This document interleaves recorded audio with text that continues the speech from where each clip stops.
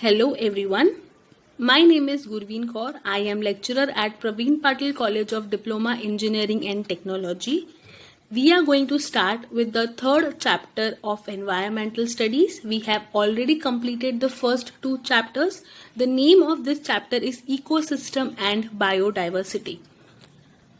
The weightage of this chapter is 12 marks. So what I will suggest you all to go through all the terms very thoroughly, because this third chapter is based on small definition like terms, and these are the terms which are often asked as MCQs in the exams. So please go through each and every term very thoroughly. Now in this slide, you will be learning all the concepts which are mentioned in your syllabus of third chapter. So what we are going to study in third chapter, let's take a look. Firstly, you will be understanding the definition of ecosystem. What are the types of ecosystem? Then how it is divided? What are the characteristics of our ecosystem? And at last, what are the functions and what functions is performed by these ecosystems? After the concept of ecosystem is covered, the next concept will be biodiversity. What is the definition, actual definition of biodiversity? What are different levels which are present in the biodiversity? What are its values, and also what loss we are suffering due to, you can say, our fault only in the biodiversity. The third concept will be biodiversity assessment initiatives in India. Now once we'll learn what is biodiversity, what loss we are suffering, it is very important to understand that what initiative is taken by our Indian system for protecting the biodiversity. So this will be included in this third concept. After understanding this concept, the next concept will be threats and hotspot of biodiversity. What are the threat and what are the hotspot areas, you can say. This will study detail in later parts. The last concept will be conservation of biodiversity objects and various laws. Means what are the objectives, how to conserve it, how to conserve these main objectives of our biodiversity, and what are different laws. If we are understanding what is biodiversity, what are its effects, what are its laws, and even what measures the government is taking, we should also understand that what laws are available in this act. So that is why this law concept is also added. So these are the concepts which you all are going to study in chapter number 3. Now after this, the next thing you will be learning, what you will be learning basically, this is the unit outcome. Over here you will be understanding different aspects, different areas which exist in our ecosystem, and also the value of our biodiversity. So this concept will be covered in chapter number 3. Let us now understand the definition of ecosystem. Now when we talk about ecosystem, what is the one thing which comes in our mind? The one thing which comes in our mind is the environment. Ecosystem is our environment. You can say that it is the combination of abiotic factors and biotic factors, where what basically is happening over here, the community of living things, they are combined with the community of non-living things. Means the community of living organisms, they depend upon non-living organisms. If these non-living factors, they does not exist, what will happen? The living factor, they cannot survive. So over here it is a whole cycle in which the living and non-living are linked together. They depend upon each other, and through this way what is happening, our environment is working. You can notice over here in the definition it is already given, the living community of the plants and animals in any area together with the non-living components of the environment such as soil, air, water, they together comprise as our ecosystem. So this is basically, you can say, ecosystem. I have already added one ecosystem chart over here, and that chart itself is the example of how this ecosystem is working. Now here you can see that the biotic and abiotic components, they are linked together through nutrient cycles and energy flow. The energy enters the system through which process? Photosynthesis, and it is incorporated into the plant tissue. Now by feeding on plants and on one other animals, animal also play a very important role in the movement of matter and energy through the system. They also influence the quantity of the plant and the microbial biomass which is present. After that, what happens? By breaking down of the dead organic matter, decomposers, they release carbon back to the atmosphere and facilitate nutrient cycling by converting these nutrients which is stored in the biomass, dead biomass, back in a form which is used by the plant. Means again this process, it cycle, this works. How the rain is also flowing, precipitation is done. Through precipitation, water is generated. Again, that water is used by the trees, where growth of trees is done. Trees are releasing oxygen. Okay, then the carbon dioxide which is released in the atmosphere, it is used by our plants. It is used by our animals. So plants and animals. So what is happening over here? This whole process together is termed as ecosystem. Now you all know that this concept, it was taken place in 1992. This concept, a petition was signed, and that petition you can say was called as Convention on Biological Diversity. Now this petition was signed by almost 200 nations, and when this petition was signed, after that there were several changes in our environment, because they felt the need of change in the environment. They wanted to find different ways in order to protect our environment. For that purpose, this petition came into existence and was used by many countries.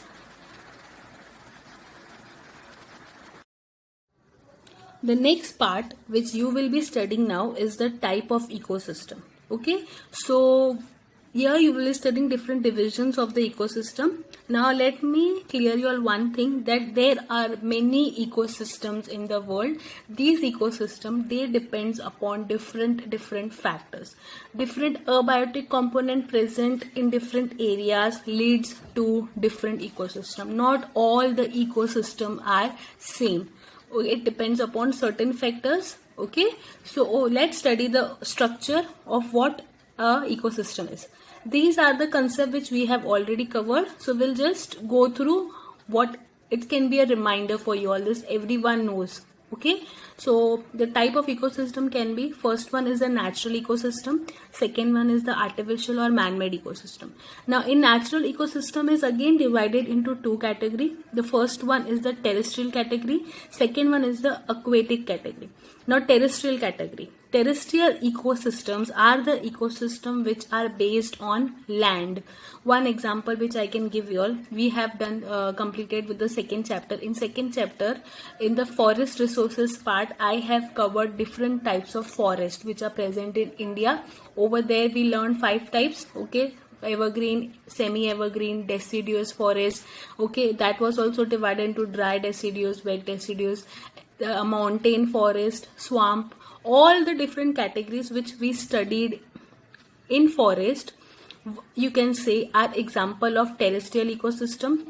Over here also example is given in the image, like forest ecosystem, grassland ecosystem, desert ecosystem. What are these? These are those 5 types only, just different names are given over here. So this was terrestrial forest, the forest which is related to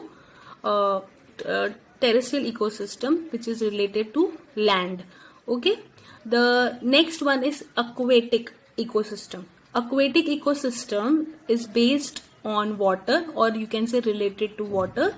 It is divided into 2 parts. The first one is the marine, second one is the fresh water. Now marine water includes the saline water, you can say, like it includes sea water, seashore waters, and fresh water also we have already studied. Difference of fresh water is divided into surface water, subsurface water. So here also you can find out different names. Fresh water is having 2 names. One is the lotic and second one is the lentic. Lotic means the running water, lentic means the standing water. Lotic includes rivers, streams, spring, lakes and ponds are included in lentic water. The other type of ecosystem can be artificial ecosystem or man-made ecosystem. This is one which is created by man, like crop fields are created by man, dams are created, aquarium, all these are artificial in nature and they are created by human beings. So this was the ecosystem. I'm again repeating once that the ecosystem is totally depend upon different factors. A particular area will have a different ecosystem based on its factor, and other area will have a different ecosystem based on its factors. So this was what ecosystem is all about. So let's move on to our next topic, that you can say is general categories characteristic of our ecosystem or structure of the ecosystem. We already know what is abiotic component and biotic component. These are just terms which we are going through in depth. Okay, so ecosystem over here you can see is divided into abiotic factors and biotic factors. First we will see abiotic. Abiotic means the non-living factors. They are also divided into two types. In non-living, it comes under two categories. First one is the physical component and second one is the chemical component. Now physical components, they include different factors, like they include energy, climate, raw materials, which are very useful for the growth and maintenance of the living factors. They include all the non-living things like air, water, soil, sunlight. Climatic factors are very important because the people living in that area also plays a very major role. So climate plays very important role. Okay, then next is the chemical components. Chemical components, they include the essential nutrients which we are consuming, essential nutrients which are consumed by the people. So it also plays a very important factor. These chemical components are again divided into two parts. First one is the organic substance and second one is the inorganic substance. Now organic substance are the proteins, carbohydrates which we get which are available. Inorganic components are the ones which you can say in science which we have studied, different elements, different micro elements, macro elements, those are included in the category of inorganic substance. So these were the abiotic part. In biotic part, you will notice autotrophic components, heterotrophic components, and also decomposers. So these are the three parts of biotic components. So let's move on to our next slide, where you will be studying the functions of the ecosystem. Now when we talk about the functions of ecosystem, functions are what these components have role in the environment, what are their working, and what contribution they are providing to our environment. Okay, so first of all we will be talking about abiotic components, what are its functions. So these are the same repeated concepts which we have covered in chapter number 1 and chapter number 2. So just we will go through it. So first abiotic component is sunlight. We all know that sunlight, it plays very important role because it is very essential, and through sunlight process of photosynthesis take place. Many plants, they produce their own food. This food is consumed by other plants. Okay, for plant growth is important. We get oxygen, that is important. Metabolism is important. So sunlight, it also plays very important role. Air is also very important because the atmosphere in which organisms live, without air they cannot survive, and this air concept is we have already covered in the atmosphere part in the chapter number 1. Oxygen plays important role for respiration in plants and animals. Carbon dioxide is important for plants. Oxygen plays very important role for human beings. I don't think so we need to cover that everything again. If you want, you can visit chapter number 1 video which is available on YouTube. All these concepts are covered over there in depth. The third concept is water. Water again we have covered in different aspects. In chapter number 1 also we have covered. In chapter number 2 water resources also we have covered. Water is essential for living beings. We all know that. Temperature also plays very important role. In chapter number 1 we have covered climate. Climate plays very important role because due to human factors also or due to man-made factors also, temperature rises or temperature falls, it has a very greater impact on the environment. Even if it increases, it has its advantage and disadvantage. Even if it decreases, it has its certain advantage and disadvantage. So in any way, temperature is going to affect the environment. Last one is soil. Again, we have covered this in chapter number 2. Soil plays very important role. Okay, if deforestation is there or natural calamities are there, then quality of the soil can be degraded. So this soil is very important because it plays a very important role for our plant. So you can say that this were the functions of the abiotic components. If these functions they does not exist in abiotic components, then the biotic components they cannot survive, because the biotic components are dependent on these 5 functions, these 5 important things. All the biotic living things depend on these factors. So these were the functions of abiotic components. The next one is functions of the biotic components. Now when we talk about biotic components is included, plants are included, you can say animals are included, microorganisms are included in that, or even we people are included in biotic components, means living factors. So they are divided into 3 categories. The first one is the producer, second one is the consumer, third one is the decomposers, reducers and transformers. Now I have not covered this in the previous slide. You can see over here in this part we have not covered, because in the functions of biotic components we will go through in detail. So that is why I just read out the names over there. So now let's start with these types. The first one is the producers.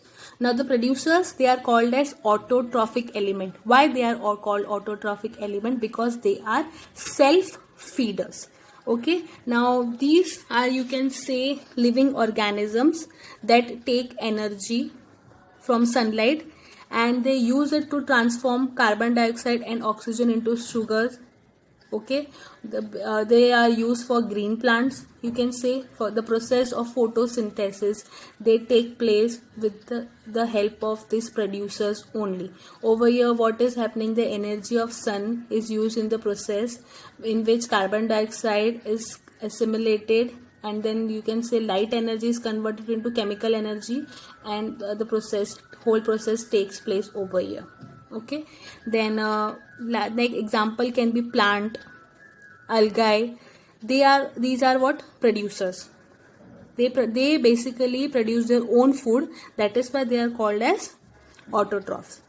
And oxygen is very important over here. It plays a very important role, because when oxygen is there, then only the process of photosynthesis is taking place and respiration is done, for plants also, and for animals also, and for human beings also. So these are what basically producers are.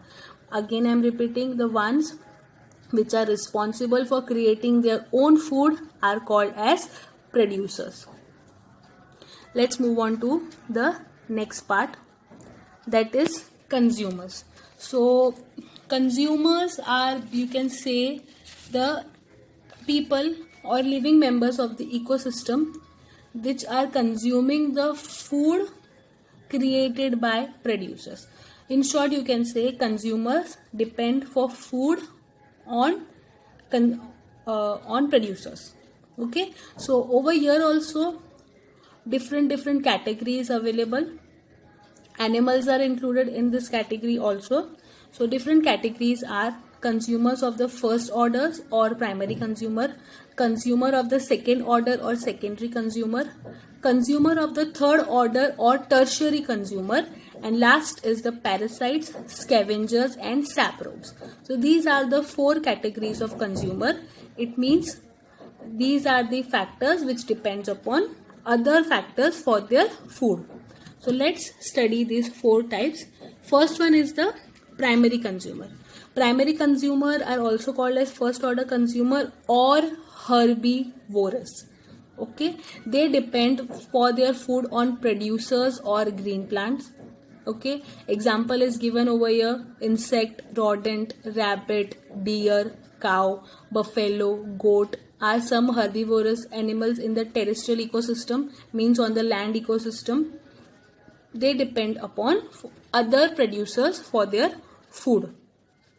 The second one is secondary consumer. Secondary consumers are also called as second order consumer or carnivorous and omnivorous. Now carnivorous are the flesh eating animals, we all know, and the omnivorous are the animals that they consume herbivorous as well as plants also. So again I am repeating over here, omnivorous, these are the animals that consume herbivorous as well as plants. They consume both the things.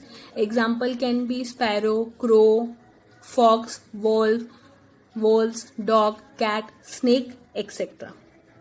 Third one is the tertiary consumer or third order consumer. These are the large category of the carnivorous. They feed on the secondary consumer, means they feed on hawk, wolves, lion, tiger, vultures, etc. These are the top level consumers. The last one you can say over here is other consumer. Now beside what it is, this is a different class of consumer. It includes the parasites, okay, scavengers and saprobes. They are included in this category, okay. And the parasitic plants and animals, they utilize the living tissues of different plants and animals. Scavengers and saprobe, they utilize dead remains of animals and plant as their food. The last part is the decomposers and transformers.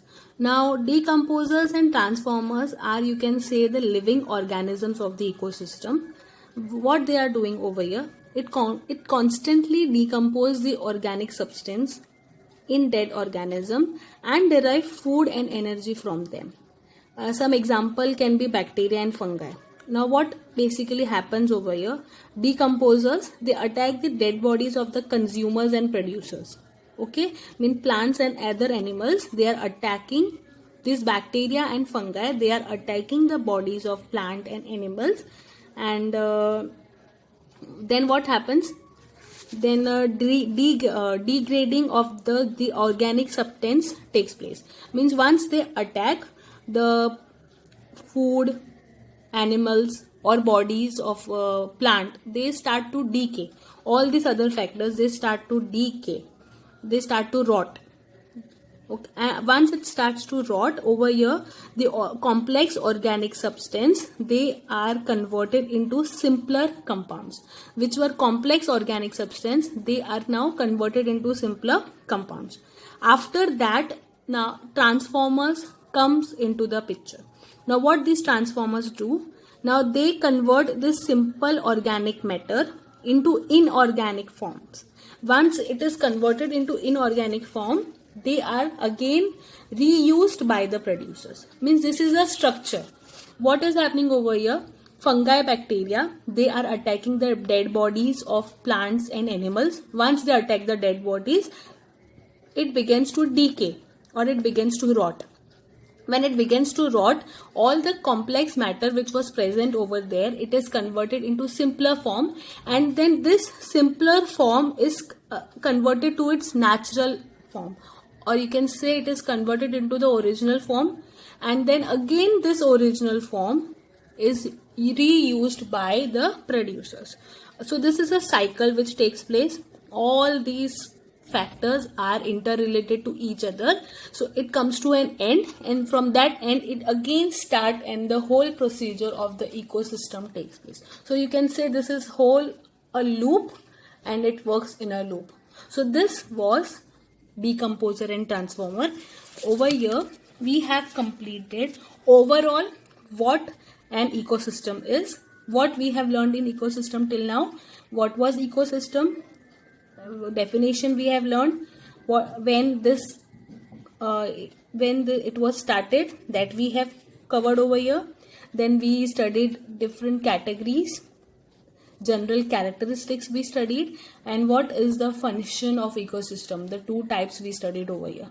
So this was all about ecosystem. So the next part which we will be studying will be the biodiversity in the next video.